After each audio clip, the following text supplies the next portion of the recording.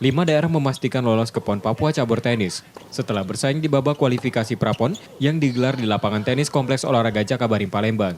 Daerah itu masing-masing Nusa Tenggara Barat dari nomor putra bersama Papua Barat, Daerah Istimewa Yogyakarta, Kalimantan Selatan dan Banten di sektor putri.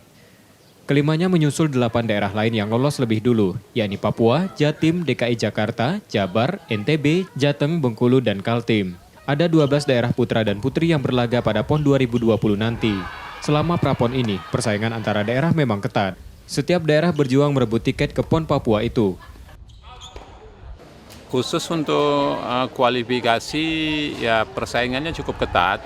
Cuman memang ada beberapa daerah yang sedikit memang agak tidak begitu bisa bersaing ya.